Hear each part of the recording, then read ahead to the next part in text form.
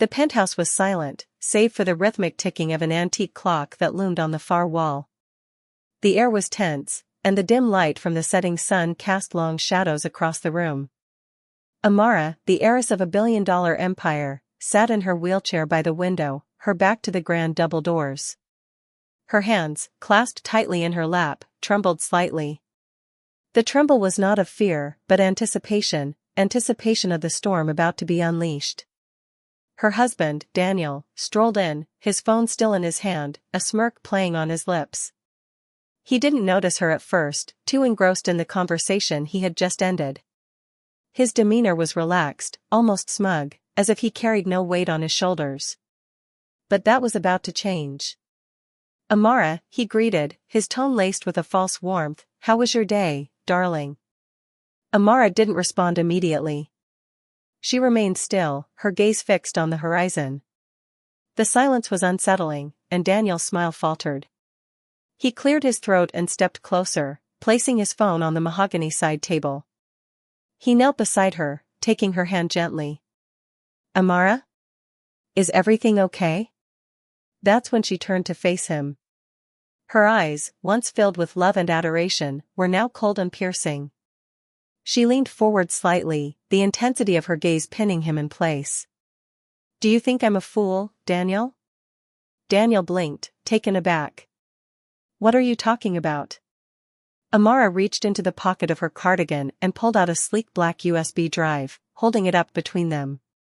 "This," she said, her voice trembling with controlled fury, "is what I'm talking about." Daniel's eyes darted to the USB drive, then back to her face. His confidence began to waver, but he quickly masked it with a nervous laugh. "I don't understand." "Don't you dare," she interrupted, her voice rising. "Don't you dare insult my intelligence." For weeks, she had played the role of a helpless woman, blind, deaf, and utterly dependent on the man she thought she knew. She had endured the humiliation of his condescending tone, the pitying glances, and, most of all, the lies. But it was all part of her plan, a performance she had perfected to catch him in the act. "I know everything, Daniel. The trips you've been taking. The late nights. The business meetings that never happened." She gestured to the USB drive. "It's all here. Photos, videos, even your little love notes. You were careless, Daniel. You underestimated me."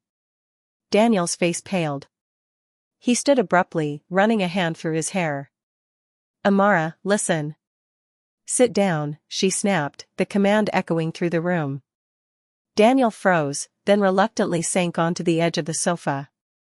The power dynamic had shifted, and he felt it. Amara, the woman he thought he had control over, was now the one holding all the cards. "I want to hear you say it," she said, her voice eerily calm. "I want to hear you admit what you've done." Daniel's mouth opened and closed like a fish out of water. He looked around the room as if searching for an escape, but there was none. Finally, he sighed and buried his face in his hands. "Amara, I made a mistake." Mistake," she cut him off, her voice rising again. "A mistake is forgetting to pick up milk on your way home. A mistake is misplacing your keys. What you did, Daniel, was deliberate. Calculated." She stood, abandoning the wheelchair that had been part of her charade. Daniel's eyes widened in disbelief as she took a step forward. You're not blind? Deaf?" She let out a bitter laugh. "No, Daniel. But you believed I was, didn't you? You thought I wouldn't notice the lipstick on your collar, the scent of someone else's perfume. You thought I wouldn't hear the whispered phone calls late at night. You thought I wouldn't see the messages you so carelessly left on your phone." Daniel was speechless, his mind racing. He had been caught, completely and utterly. But he wasn't ready to give up without a fight. "Amara, I love you. I never meant to hurt you. It was just a distraction. It didn't mean anything." Amara's laugh was sharp, cutting through his excuses like a blade. "A distraction? That's what you call betraying your wife. That's what you call throwing away everything we built together." Tears welled up in her eyes, but she refused to let them fall. She had cried enough in the weeks leading up to this moment. Now, she was done being the victim. She leaned closer, her voice dropping to a whisper. Do you know what hurts the most, Daniel? It's not the betrayal. It's the fact that I loved you. Truly, deeply loved you. And you threw that away. Daniel reached for her hand, but she pulled back, her glare stopping him in his tracks. Don't, she warned. You don't get to touch me. Not anymore. The room fell silent again, the weight of her words hanging heavy in the air. Daniel stared at her, his mind reeling, while Amara stood tall, her dignity intact.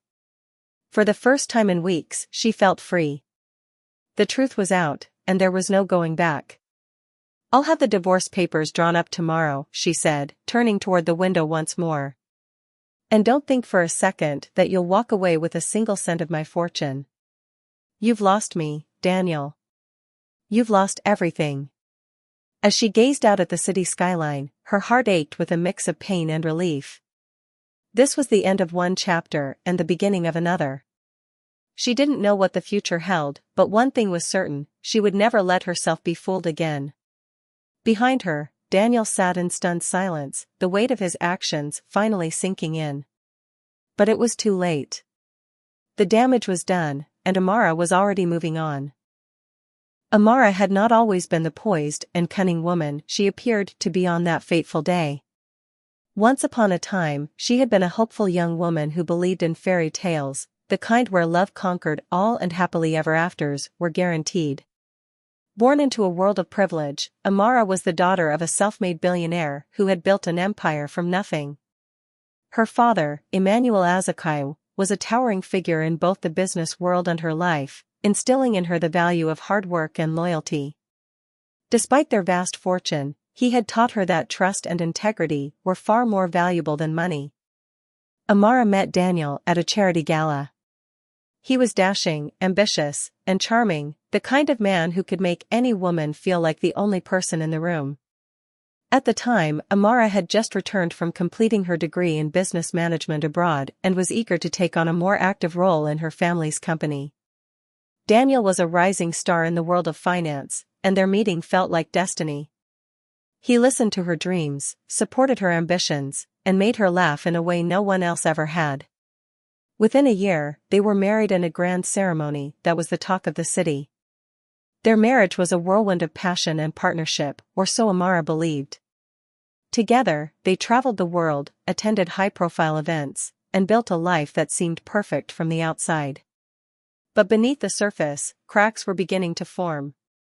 Daniel, who had once been attentive and adoring, started spending more time at work. His excuses became frequent: late meetings, business trips, and networking events that required his presence. At first, Amara brushed off her unease. After all, she understood the demands of a career. But then, the small inconsistencies began to pile up. It started with little things: a faint trace of lipstick on his collar, a whiff of perfume that wasn't hers. Then came the nights when he wouldn't answer her calls, only to return home hours later with flimsy excuses. Amara's heart ached, but she didn't want to believe the worst. She confided in her best friend, Aisha, who suggested that Amara confront Daniel directly. But Amara wasn't ready. She didn't want to accuse her husband of something so damaging without proof. One evening, as she sat alone in their cavernous penthouse, an idea took root in her mind. If Daniel was lying to her, he had grown comfortable doing so because he believed she wasn't paying attention. What if she turned his confidence against him? What if she created an illusion so convincing that he wouldn't even realize he was being watched? The next day, Amara began her plan. It started small: she pretended to have trouble reading the fine print on documents. Then, she complained about difficulty hearing certain sounds. Daniel dismissed her concerns, brushing them off as stress-related symptoms. A week later, she staged a dramatic fall down the stairs, claiming she couldn't see where she was going. The doctors, at her insistence, diagnosed her with a rare condition that rendered her blind and partially deaf. To make the act convincing, she wore sunglasses indoors and moved around with the help of a cane. She also invested in high-tech devices that allowed her to secretly record audio and video without detection. Her transformation was met with pity from friends and associates. Daniel, to his credit, seemed genuinely concerned at first. He hired the best specialists and spared no expense in adapting their home to accommodate her supposed disabilities. But as time passed, his behavior shifted. He began treating her less like a partner and more like a fragile object. And then, he became careless. The first real breakthrough came when Amara, seated in the corner of their bedroom pretending to doze off, overheard a phone call. Daniel was speaking to someone in hushed tones, his voice dripping with affection. "I can't wait to see you," he said. "She doesn't suspect a thing. She can't even hear me." The words were a dagger to Amara's heart, but she remained still, her breathing steady. She couldn't afford to react, not yet. From that moment on, she paid close attention to every detail. She memorized his schedule, noting the discrepancies between what he told her and what he actually did. She installed discreet cameras in his car and office, collecting hours of footage that confirmed her worst fears. Daniel wasn't just having an affair, he was flaunting it, confident in his belief that she would never find out. The evidence piled up, and with it, Amara's resolve. But there was more at stake than her pride or even her marriage. As she dug deeper, she uncovered something far more sinister. Daniel's mistress wasn't just any woman, she was a key figure in a rival company that had been trying to undermine her family's business for years. The betrayal wasn't just personal, it was professional, and it cut to the core of everything Amara stood for. Despite the anger and heartbreak that consumed her, Amara knew she had to play the long game. Her father's teachings echoed in her mind: in business, as in life, patience is your greatest weapon. She spent weeks perfecting her act, ensuring that Daniel never suspected a thing. She allowed him to believe she was completely dependent on him, all the while orchestrating the perfect moment to reveal the truth. Her staff, sworn to secrecy, watched in awe as their once vibrant boss transformed into a quiet, vulnerable figure. But behind closed doors, Amara was anything but weak. She reviewed contracts, attended meetings via video calls, and continued managing her family's empire without missing a beat. Her dual life was exhausting, but the thought of justice kept her going. Every lie Daniel told, every deceitful act, only strengthened her resolve. She knew the confrontation would be explosive, but she was prepared. Amara wasn't just fighting for herself, she was fighting to protect her family's legacy and to show the world that she was not a woman to be trifled with. As the day of reckoning drew closer, she rehearsed every word she would say, every detail she would reveal. She would strip Daniel of his illusions and make him face the consequences of his actions. What Daniel didn't know was that the woman he had underestimated was about to teach him a lesson he would never forget. Amara's charade began to evolve into an intricate dance of deception and discovery. Every move she made, every word she spoke, was part of a calculated performance. She knew she had to be meticulous, ensuring that Daniel never caught even a hint of her awareness. It wasn't enough to simply know he was unfaithful, she needed irrefutable proof, the kind that would leave no room for excuses or denial. The stakes were too high for anything less. In the weeks that followed her discovery, Amara's resolve only deepened. She turned the penthouse into a command center of sorts, a place where she could monitor Daniel's every move. Tiny cameras, hidden in places he would never think to look, captured his comings and goings. An audio recorder, cleverly disguised as a decorative figurine, picked up every conversation he had in their living room. It was invasive, yes, but Amara felt no guilt. Trust had been broken, and she was simply gathering the pieces of her shattered world. Her first major breakthrough came one evening when Daniel returned home late. He had the same tired excuse, another business meeting that had run long. Amara, sitting in her usual spot by the window, gave a small, non-committal nod, as though she hadn't heard him. He didn't even glance her way before retreating to their bedroom, where she knew he'd make his nightly call to the woman who had taken her place in his affections. Amara waited until she was sure he was occupied, then activated the recorder hidden in his watch case. Through her earpiece, she listened in silence as his voice filled the room. "She's completely in the dark," he said, his tone casual, almost smug. "You have nothing to worry about. By the time she figures anything out, it'll be too late." Amara's hand clenched into a fist, but she forced herself to remain calm. She couldn't afford to let her emotions take over, not yet. The words stung, but they also confirmed what she already suspected. Daniel was planning something far more sinister than infidelity. The question now was what? She decided to push her investigation further. Over the next few days, she began piecing together the fragments of Daniel's double life. His frequent trips to meet clients often coincided with transactions involving a rival company known for its underhanded tactics. The mistress, Amara discovered, was a senior executive at that very company. It became clear that Daniel wasn't just betraying her as a husband, he was betraying her as a partner in their shared business ventures. One afternoon, while Daniel was at work, Amara called her most trusted assistant, Femi, to the penthouse. Femi had been with her family for years and was one of the few people who knew about her plan. Together, they pored over documents, surveillance footage, and financial records. What they uncovered was a web of deceit that went far beyond anything Amara had imagined. Daniel had been funneling sensitive information about her family's business to the rival company for months. In exchange, he had been promised a significant stake in their operations once the deal was complete. The affair, it seemed, was merely a tool to solidify his loyalty to their cause. Amara's stomach churned as she realized the depth of his betrayal. He wasn't just trying to escape their marriage, he was trying to destroy everything her family had worked for. The realization was like a spark igniting a fire within her. She wasn't just dealing with a cheating husband anymore, she was dealing with an enemy. Amara knew she had to act quickly and decisively.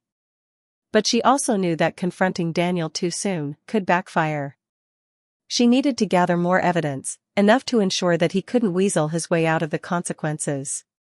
Amara began spending more time in her blind and deaf persona, carefully observing Daniel while he remained oblivious to her true intentions. She noticed how he would glance at his phone with a sly smile, how he would leave the room whenever certain calls came in.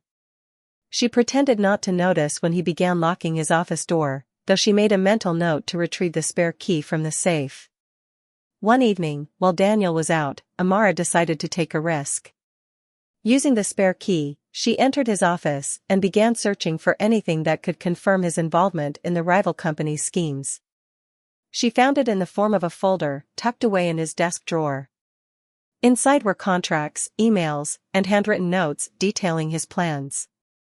There was even a blueprint of their company's upcoming expansion project, marked with suggestions for how the rival company could undercut them. Amara took photos of everything, careful to leave no trace of her presence. As she flipped through the pages, her heart pounded with a mix of anger and determination. This wasn't just a betrayal, it was an attack. And she was ready to fight back. The next morning, she contacted her family's legal team and shared her findings. She instructed them to begin drafting a strategy to protect the company's interests while ensuring that Daniel's actions would be exposed in a way that left no doubt about his guilt. At the same time, she worked with Femi to set up a meeting with her father, Emmanuel. It wasn't an easy conversation, but Amara knew she couldn't handle this alone. Her father, though furious, was also proud of her for taking control of the situation. Together, they began formulating a plan to not only confront Daniel, but to dismantle the rival company's efforts as well. As the pieces of her plan fell into place, Amara couldn't help but feel a sense of empowerment. For too long, she had played the role of the naive wife, the woman who loved too deeply and trusted too easily. But now, she was taking back control. She was no longer a victim, she was a strategist, a warrior fighting to protect what was rightfully hers. Still, she knew that the hardest part was yet to come. The confrontation she had been preparing for would be the ultimate test of her strength and resolve. It would require her to face not only Daniel but also the emotions she had buried deep inside, the love that had once bound them together, the pain of his betrayal, and the anger that now fueled her every move. Amara spent the next few days refining her plan, ensuring that every detail was accounted for. She rehearsed her words in front of the mirror, practiced the expressions she would use to convey both authority and heartbreak. She even timed the confrontation to coincide with a moment when Daniel would least expect it, a gathering of their closest friends and associates, where the truth would be impossible to hide. As the day approached, Amara felt a strange sense of calm. She had done everything she could to prepare, and now it was time to execute her plan. The woman Daniel thought he could deceive was gone. In her place stood a force to be reckoned with, a woman ready to reclaim her life and her legacy. The day of the confrontation arrived, cloaked in the kind of deceptive calm that only preceded a storm. Amara awoke early, the weight of the impending confrontation pressing heavily on her chest. Yet, she carried it with a quiet resolve, knowing that every decision she had made up to this point was leading her toward justice. Daniel was his usual self that morning, charming and aloof, flipping through messages on his phone as he sipped his coffee. Amara sat across from him, her sunglasses masking the fire burning in her eyes. He looked at her briefly, offering a casual smile that once would have melted her heart. Now, it only fueled her determination. "Don't forget, we're hosting the dinner tonight," Daniel said, his tone light. "You've always been so good at impressing our friends." She nodded slightly, feigning disinterest. Inside, she was steeling herself for what would come. Tonight wasn't just a dinner, it was the stage upon which the truth would finally be revealed. The guest list had been curated with precision: close friends, influential business partners, and a few key figures from the rival company, faces Daniel wouldn't expect to see. The hours passed in a blur of preparation. Amara instructed the staff to arrange the penthouse in its usual opulent style. Chandeliers sparkled, floral arrangements graced every corner, and the scent of freshly prepared gourmet dishes filled the air. Yet beneath the elegance, an undercurrent of tension hummed. The staff, loyal to Amara, knew the stakes. As evening descended, the penthouse began to fill with guests. Amara moved through the crowd with practiced ease, greeting each person with a smile that belied her inner turmoil. Her father, Emmanuel, arrived early, his presence a quiet reassurance. He offered her a subtle nod as he mingled with the guests, signaling his support. Daniel, oblivious to the undercurrents, was in his element. He charmed their guests with his wit and charisma, the consummate host. Amara watched him from across the room, her emotions simmering just below the surface. She had loved this man once, deeply and without reservation. Now, she saw him for what he truly was, a man driven by ambition and deceit, willing to betray the very person who had trusted him the most. As the evening progressed, Amara slipped away to the study, where her assistant, Femi, was waiting. Together, they made final adjustments to the setup. The projector was ready, the recordings cued, and the documents prepared. Everything was in place for the moment when the facade would shatter. When she returned to the living room, the dinner was just beginning. Guests were seated around the long dining table, their laughter and conversation filling the air. Amara took her place at the head of the table, opposite Daniel, who raised his glass in a toast. "To my beautiful wife," he said, his voice warm and affectionate. "You've been my strength and my inspiration. Here's to many more years together."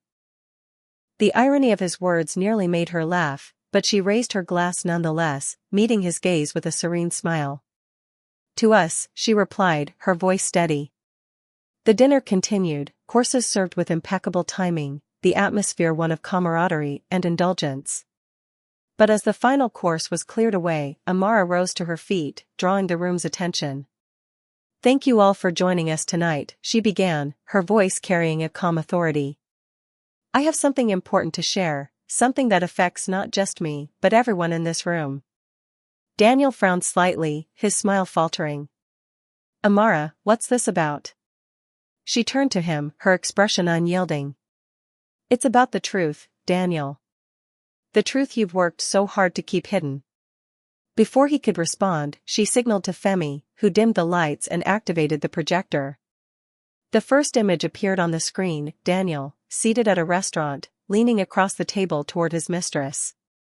Gasps filled the room as the sequence of images unfolded: clandestine meetings, intimate moments, and eventually, the damning documents that revealed his betrayal of the family business. Daniel shot to his feet, his face pale. "Amara, this isn't what it looks like." "Sit down," she commanded, her voice cold and unyielding. He froze, the authority in her tone silencing him. "I trusted you," she continued, addressing the room. "I trusted you as my husband, as my partner, and you repaid that trust with lies and betrayal. You weren't just unfaithful to me, you were unfaithful to this family, to everyone who believed in you." She gestured toward the screen, where the financial records and email exchanges were now displayed. "You thought I wouldn't see, that I wouldn't hear. But I saw everything, Daniel. I heard everything. And now, so will everyone else." The room was deathly silent as the recordings played. Daniel's voice, once so charming, now sounded hollow and deceitful as he made plans with his mistress and discussed strategies to undermine the Azakai empire. The final clip was the most damning, a conversation in which he boasted about how easy it was to deceive Amara, calling her a blind fool. When the lights came back on, Daniel was visibly shaking, his facade completely shattered. The room erupted into a mix of outrage and disbelief. Friends and business associates turned their backs on him, while Emmanuel stepped forward to address the crowd. "Let this be a lesson to anyone who thinks they can cross this family," he said, his voice steely.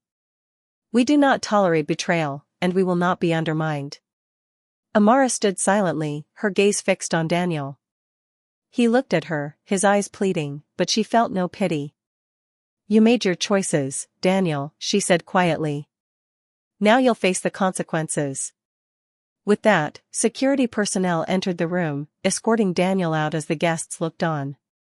Amara remained standing, her posture regal, her expression calm. She had reclaimed her power, her dignity, and her life. And she had done it on her terms. As the guests began to disperse, many approached her with words of support and admiration. But Amara barely heard them. She was already thinking ahead, planning the next steps to ensure her family's legacy remained unshaken. Tonight had been a victory, but it was only the beginning. She had emerged from the fire stronger than ever, ready to face whatever challenges lay ahead. The days following the confrontation felt surreal, as though the air in the penthouse had shifted, lighter now that the burden of Daniel's betrayal had been lifted. Amara, however, was not one to rest on her laurels. There were still battles to fight and damages to repair. The truth may have been exposed, but the ripple effects of Daniel's treachery were just beginning to spread. The fallout was swift and brutal. News of Daniel's betrayal spread across the business community like wildfire. The Azakai family was a pillar of the city's economy, their name synonymous with integrity and innovation.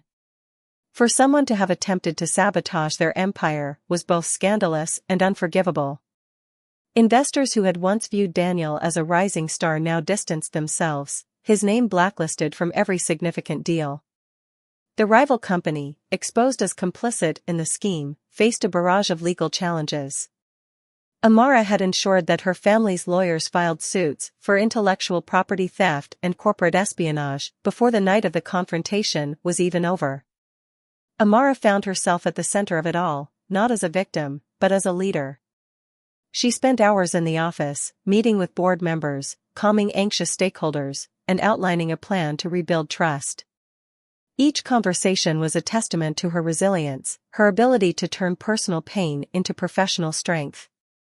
She knew the importance of demonstrating stability, of showing the world that the Azakaios were unshaken by Daniel's betrayal.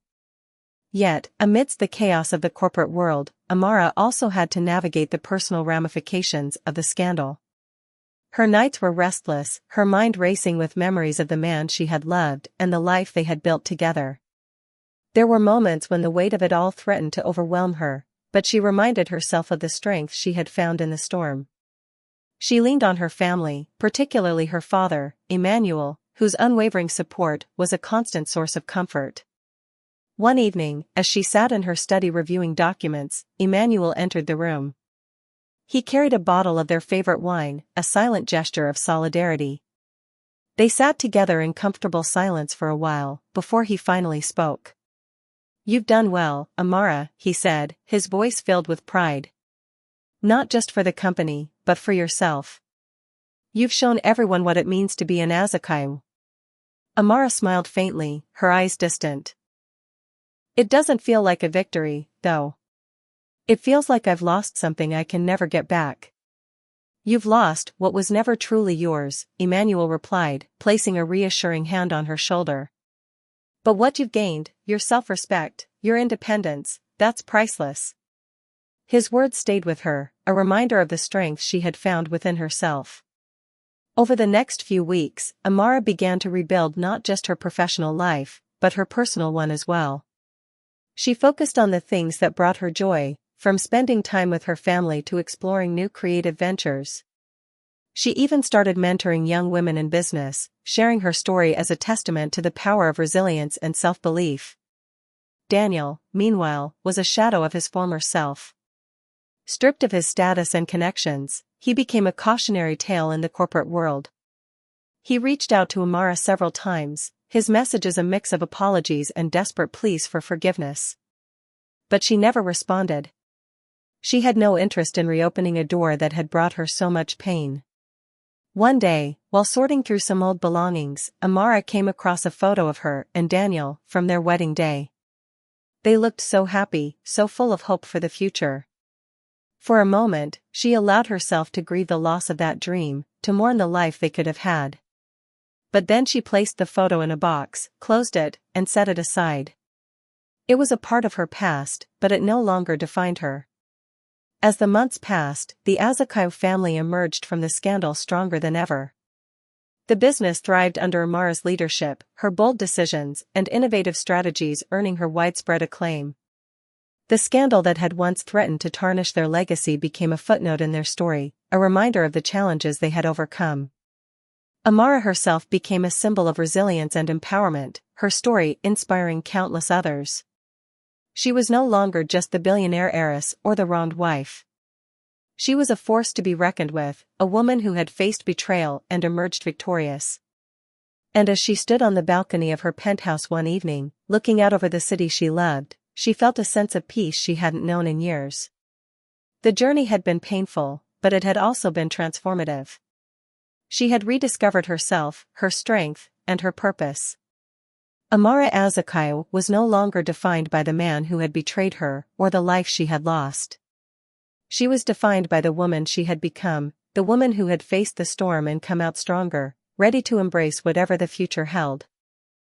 The anniversary of the night Amara exposed Daniel's betrayal came quietly, unannounced by the world but marked in her heart. It had been a year since that pivotal moment, and so much had changed.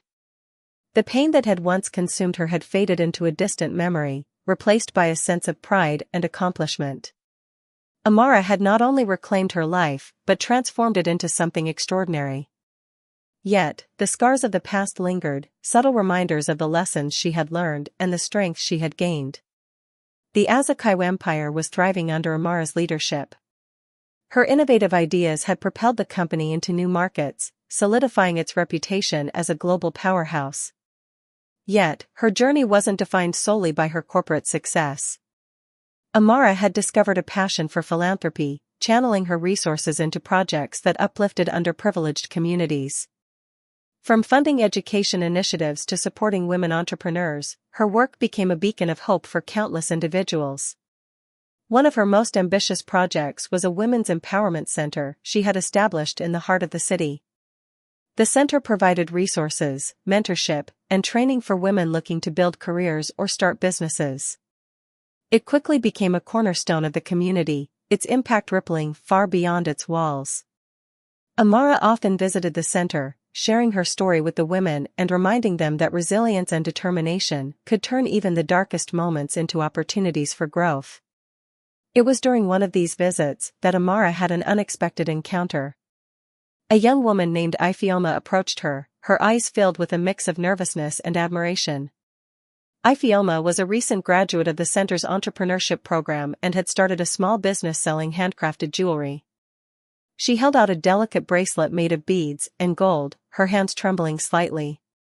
"This is for you, Mrs. Azukai," Ifeoma said softly. "I wanted to thank you for everything you've done. Your story inspired me to believe in myself again." Amara took the bracelet, her heart swelling with emotion. She slipped it onto her wrist, the weight of the gesture heavier than the piece itself. "Thank you, Ifeoma," she replied warmly. "But remember, it's your hard work and determination that brought you here. Never forget your own strength." That moment stayed with Amara long after she left the center. It was a reminder of why she had chosen to rise above her pain and use her experience to inspire others. She had once felt broken, but now she was a catalyst for change, her life a testament to the power of resilience. Meanwhile, Daniel's downfall continued to unfold in the shadows. After the scandal, he had attempted to rebuild his life, but the stigma of his actions followed him everywhere. Doors that were once open to him were now firmly closed. Business opportunities dried up, and his once loyal circle of friends dissipated. He reached out to Amara again, this time through a formal letter. It was an apology, filled with regret and a plea for closure. But Amara chose not to respond. She had already closed that chapter of her life, and no amount of words could undo the damage he had caused. Instead, she focused on the future. Her relationship with her father grew stronger as they worked together to solidify the family legacy. Emmanuel often reminded her of how proud her mother would have been to see the woman Amara had become. Those words meant everything to her, a validation of her journey and the choices she had made. On a personal level, Amara began to open herself to the possibility of love again. It was a gradual process, one she approached with caution and self-awareness. She knew she would never settle for anything less than a partnership built on trust and mutual respect. And when she met someone who shared her values and vision, she allowed herself to explore the connection, knowing that she was entering it as a whole, healed individual. The anniversary evening found Amara back at the penthouse, a place that now felt less like a reminder of the past and more like a sanctuary of her growth. She stood on the balcony, the city lights twinkling below like a sea of stars. She held a glass of wine in her hand, savoring the moment of stillness. She thought about the journey that had brought her here, the pain, the betrayal, the triumphs, and the transformation. Each moment had shaped her, molded her into the woman she was today. And though the scars remained, they no longer defined her. Instead, they were symbols of her strength, reminders of the battles she had fought and won. As she stood there, a thought crossed her mind, a vision of the future she was building, not just for herself, but for those who looked to her as a source of inspiration. She had turned her pain into power, her trials into triumphs. And in doing so, she had found a purpose far greater than she had ever imagined. Raising her glass to the night sky, she whispered a toast, not to the past, but to the future. To resilience. To strength. To the unyielding spirit that refused to be broken. And as the city buzzed with life around her, Amara Azukai stood tall, a symbol of hope and a testament to the indomitable power of the human spirit.